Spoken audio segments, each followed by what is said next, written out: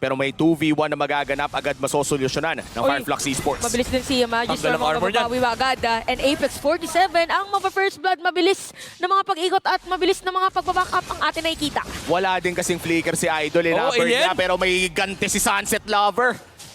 Dinala sa kabilang mundo. Oh, grabe dito yung Devo, kakaibang tag team, dalawang naka-ready. Kanina yung Nolan biglang mamatay dahil John Kenzie nga ang makakasecure ng pagong. Habang yung mga players ng Fireflux Esports ay magpo-force na gumawa ng play para makakatakas ang Devo. Tapos ng agaw pa si TNZ sa loob ng jungle ng Daewoo. Fireflux, proper objective control ang kanilang pinapakita. Pero mukhang nahihirapan na nga si Alien dito sa loob ng XP lane. Yan, talagang ang hirap ng matchup na yan. Pero, Ayun. yung ganda sir, hit mo ba? Oh, wag lang talaga dudulas if ever mapapalalim talaga ang mapupuntahan. At kita natin ngayon si Rosa ginamit na ang kanyang flicker. So Grabe. talagang nagkakaguluhan lang ang ating mga players dito at nakabang. Even Sunshine ay tumalon Oh, no! Sunset Lover! Mapapatay na dito. Saktong-sakto yung araw doon ni Sunshine. Oh, bottom lane. Napatay din si Kid Bomba.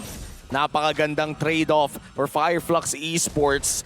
Sunod-sunod ang kanilang mga nahahanap na kills dito at kaya naman na-even na nila ang kill score at sila na rin ang nakakuha ng kalamangan. Sunshine now leads the entire game with gold 600 under Magister. Na-miss ko yung ganitong yung ganitong FLBB. Yung 3 minutes pa lang, bakbakan kagad. Sundukan sa jungle, pagalingan magcast ng spells. And yung sa may bottom lane, malaking factor na napatay din ulit actually yung Tirot. Well, napatay yung Tirot ng one time. Kasi kahit pa paano, may swing back ng gold kay Alien. And ngayon, ginagamit na nila yung Khalid actually sa mid lane para lang makadagdag ng haras. Kasi nakakatakot na yung impact ni Hilda sa jungle control ng...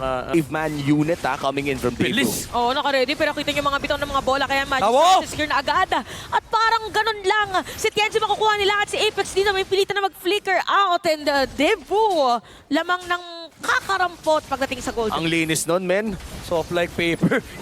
Talagang nabura yung physical defense ni Alien though. Si Alien ayaw makakakuha ng kill against Sao pero habulin pa rin dito ni Kid Bomba at the rest of the players of Devo.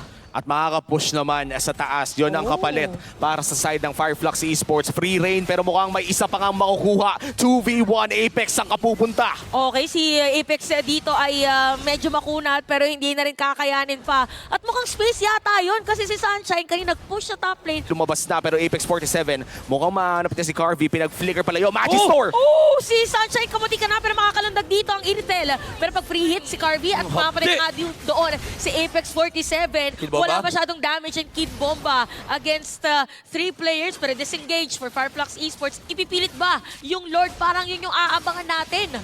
Nahihirap na, hindi na sila makapasok dito. Fireflux Esports nakabantay si Sunset Lover and Sunshine. Ang ganda sana nung pag-dodge na ron sa ultimate ni Nolan. Pero again, hindi na siya makalapit sa teamfight.